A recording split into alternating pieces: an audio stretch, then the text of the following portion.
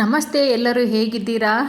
SVN YouTube ಚಾನಲ್ಗೆ ಎಲ್ರಿಗೂ ಸ್ವಾಗತ. ಇವತ್ತಿನ ವಿಡಿಯೋದಲ್ಲಿ ನಾನು ನಿಮಗೆ ಒಂದು ತುಂಬ ರುಚಿಕರವಾದಂತಹ ಸೌತೆಕಾಯಿ ಸಾಂಬಾರು ಮಾಡೋದನ್ನು ತೋರಿಸ್ತಾ ಇದ್ದೀನಿ. ನೋಡಿ, ಒಂದು ಕುಕ್ಕರ್ ತೊಗೊಂಡು ಅದಕ್ಕೆ ನಾನು ಎರಡು ಟೇಬಲ್ ಸ್ಪೂನ್ ಆಗೋಷ್ಟು ತೊಗರಿಬೇಳೆ, ಮಸೂರು ಬೇಳೆ ಎರಡೂ ಮಿಕ್ಸ್ ಮಾಡಿ ಇಟ್ಕೊಂಡಿರ್ತೀನಿ. ಯಾವಾಗಲೂ ನಾನು ಅದನ್ನೇ ತೊಗೊಂಡಿದ್ದೀನಿ.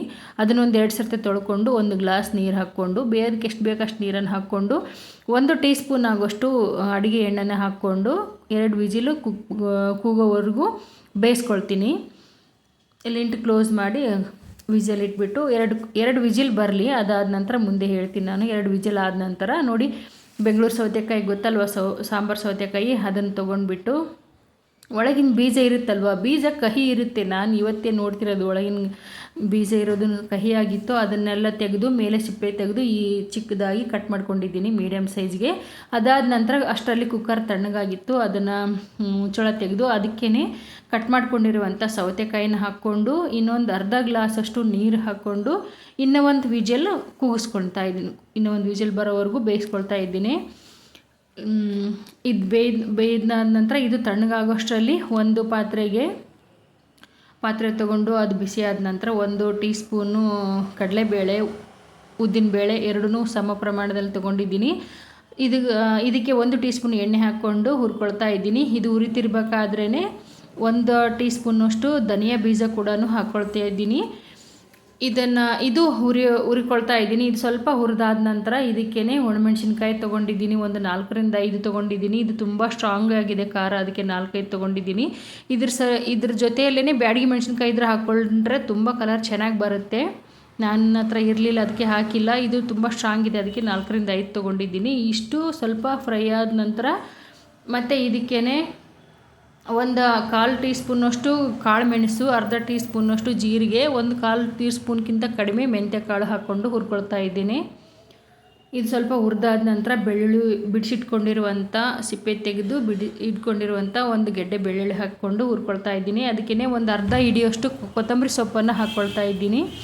ಇಷ್ಟನ್ನು ಚೆನ್ನಾಗಿ ಚಟ್ಪಟ ಅಂತ ಸಿಡಿಯೋ ತನಕ, ಜೀರಿಗೆ ಚಟ್ಪಟ ಅಂತ ಸಿಡಿಯೋ ತನಕ ಹುರ್ಕೊಳ್ಬೇಕು. ಹುರ್ಕೊಂಡಾದ ನಂತರ ಗ್ಯಾಸ್ ಆಫ್ ಮಾಡಿ ಸ್ವಲ್ಪ ತಣ್ಣಗಾಗೋದಕ್ಕೆ ಬಿಡಬೇಕು.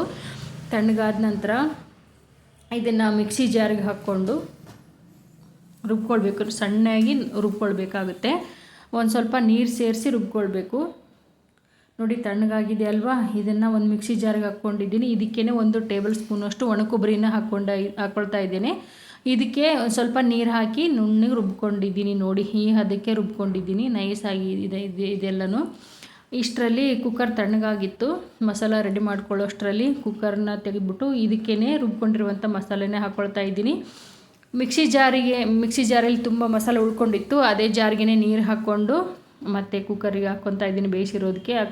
ಹಾಕ್ಕೊಂಡಾದ ನಂತರ ಒಂದು 5 ನಿಮಿಷ ಬೇಯೋದಕ್ಕೆ ಇಡಬೇಕು. ಇದೆಲ್ಲ ಮಸಾಲೆ ಸೇರಿಸಿದ ನಂತರ 1 ನಿಂಬೆಹಣ್ಣದ ಗಾತ್ರದ ಹುಣಸೆಹಣ್ಣು ತೊಗೊಂಡು ನೆನೆಸಿ ಕಿವುಚಿ ಹುಳಿ ಮಾತ್ರ ತೊಗೊಂಡು ಹಾಕ್ಕೊಳ್ತಾ ಇದ್ದೀನಿ.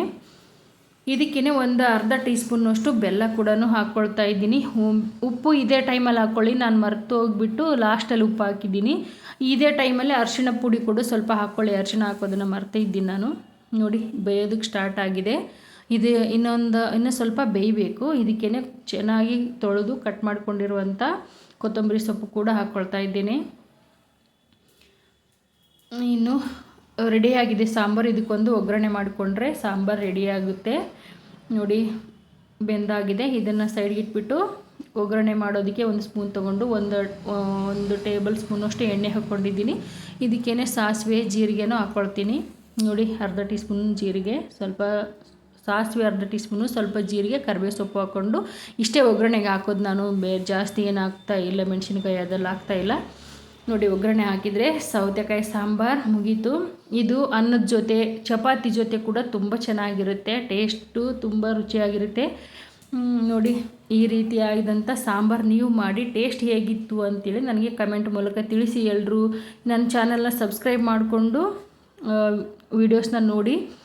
ನಿಮ್ಮ ಕಮೆಂಟ್ಗಾಗಿ ನಾನು ಕಾಯ್ತಾ ಇರ್ತೀನಿ. ಹೇಗಿತ್ತು ಅಂತ ಟೇಸ್ಟು ನನಗೆ ಕಮೆಂಟ್ ಮೂಲಕ ತಿಳಿಸಿ.